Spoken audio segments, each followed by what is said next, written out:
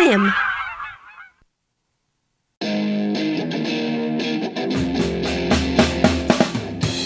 He's gonna take you back to the past to play the shitty games that suck ass. He'd rather have a buffalo take a diarrhea dump in his ear. He'd rather eat the rotten asshole of a roadkill skunk and down it with beer. He's the angriest gamer you've ever heard. He's the angry Nintendo nerd. He's the angry Atari Sega nerd. He's the angry video game nerd.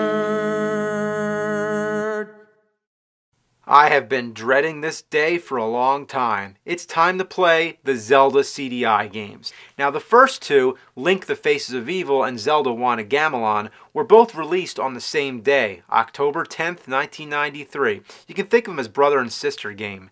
I'm going to try out Wand of Gamelon first. To begin with, I thought this might have been an interesting game because you actually play as Zelda, you know, the one who's in the title of every Zelda game. Also, it's a side-scroller, much like in Zelda 2, The Adventure of Link. I've always wondered why Nintendo never made any more Zelda games in this style. So going into this game, I couldn't imagine how bad it would be. Link is seen only in these infamous cartoon cutscenes. Link, go to Gamelon and find my father.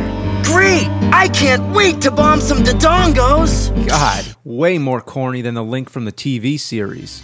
Wake up. But these scenes are only the icing on the shit cake. Right, dear. The first thing I find kind of disappointing is the instruction manual. Counting the English section, it's only 10 pages. All you get is a very brief storyline and bland descriptions. If you look at the original Nintendo manual, look at how elaborate and colorful it is. Let's talk about the controls. Regardless of which controller you have, it seems the CDI only uses 2 buttons. So to jump, you have to press up. Being that it's a platform game and a lot of the jumps have to be done with perfect accuracy, it wears on your thumb real fast. And sometimes when I'm trying to press left or right, I end up jumping by accident. The first button is the sword. The second button is everything else, opening doors, bringing up the status screen, and using an item. It's a fucking mess, and it causes nothing but problems. To bring up the status screen, you have to crouch down and hit the button. To begin with, that's a pain in the ass. But if you're in front of a door and push the button, you end up going through the door, regardless of whether you're standing or crouching. So if you want to bring up the status screen, you gotta stay away from the doors. Also, the status screen is the only way you can pause the game. Sometimes I forget or don't realize I'm in front of a door, so I try to bring up the status screen and then I get up to take a piss only to realize that I'm in another room getting my ass handed to me. The problem also works the other way around. If you're trying to go in the door, you have to be certain that you're standing right in the middle, or else you end up using your item. I've wasted so many bombs just trying to go in the damn doors. And you want to know what I fucking hate? To collect rupees or anything, you have to stop and hit them with your sword. And you can't be standing in front of them either. You have to be in the right position. There's no other way. You don't have to do that in any other Zelda game. You see a rupee, all you need to do is touch it. But in this piece of shit, every single rupee slows you down. Most of the time I ignore them, but as it turns out, you need rupees more than ever in this game. Many of the items that you use take rupees away when you use them, and you constantly need to buy bombs, lantern oil, and ropes. The bombs are for killing tough enemies and blowing your way into certain places you need to go. Sometimes, just to blow up one boulder, it takes 10 bombs. You think that's enough? The lanterns are for lighting the dark areas, and let me tell you, this game got really carried away with this. It's common in Zelda games that there's always dark areas, usually in caves or dungeons in which you need to light the way. But in this game, it seems every fucking place you go it gets dark. Even in the treetops in broad daylight it happens. And the lantern only lasts for a few seconds, and then it goes dark again. Cut me a break. So you're constantly switching back to the status screen to keep selecting the lantern oil. And when it runs out, being stuck in the dark is absolutely miserable. You can't even see the fucking door to find your way back out. So finding the door in the dark is a bitch. But other times the problem is trying to get your ass away from the door. Watch this situation. I go in the door, it's dark, I need the lantern, so I crouch down and try to bring up the select screen, and I exit the door. What the fuck? So I go back in. This time I make more of an effort to step away from the door. I try the status screen again, and what happens? I go out the damn door again. So this time I go back in, I walk to the left, and finally I'm able to bring up the status screen and select the lantern. As the room illuminates, you can see how big that door was. Even if I know I'm about to step into a dark room and I select the lantern in advance, it still doesn't make a difference because if I try to use the lantern while I'm touching the door, I'll have the same problem. It would have really helped if all that shit didn't have to be the same button. I know I'm digging deeper and deeper into the same topic, but it really is a continuous problem. It can even get you killed. Say I go into a dark room, I step away from the door, and I fall. How was I supposed to know there was a crevice there? All because I can't use the lantern at the door. It's fucking bullshit!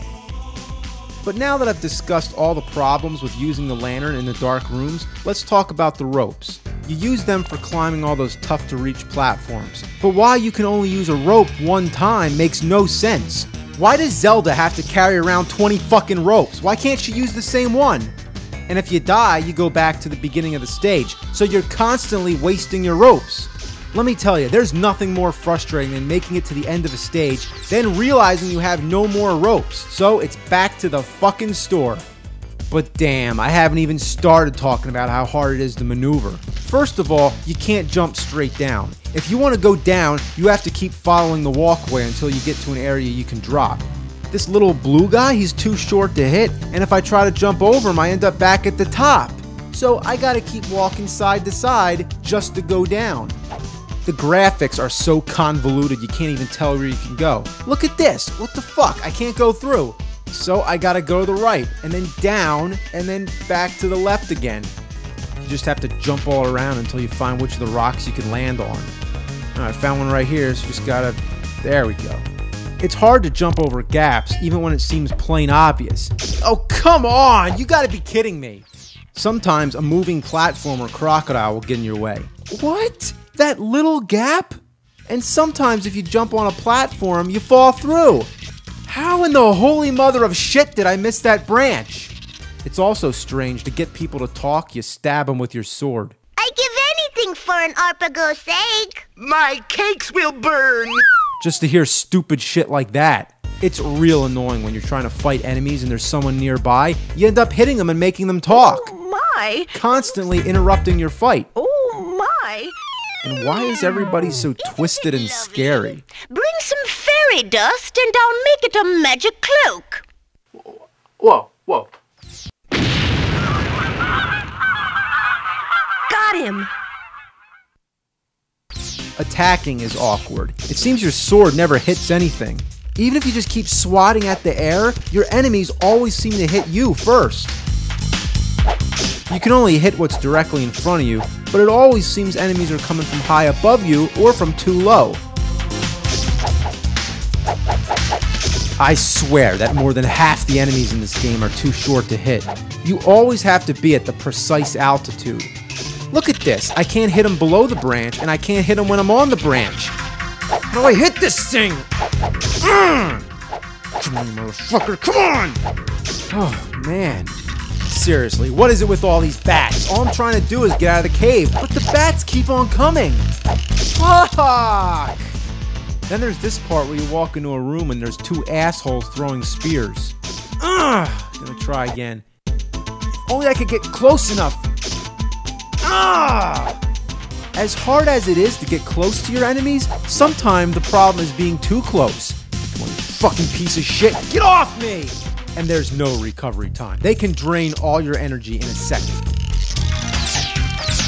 Come on, jump over. Fuck, I can't believe that. And if you're too close to the top of the screen, you can barely jump at all. Oh my god. Sometimes enemies don't appear until you're right next to them. Where the fuck did he come from? Look, you can clearly see that nobody's there, but as soon as I go up, bam, I'm dead. It's awful! But as difficult as it can be to slay the regular enemies, the boss battles are ridiculously easy if you know what weapon to use. They only take one hit. When you kill them, you get these amusing cutscenes. You've killed me! Good. Good. You killed me. Good.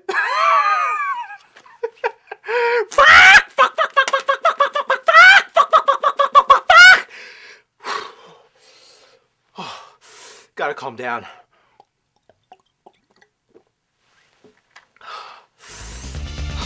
Oh man, I'm going completely insane, but I can't quit because I'm up to Ganon. You dare bring light to my lair? You must die! He looks like a joke. He makes the Ganon from the cartoon series look badass.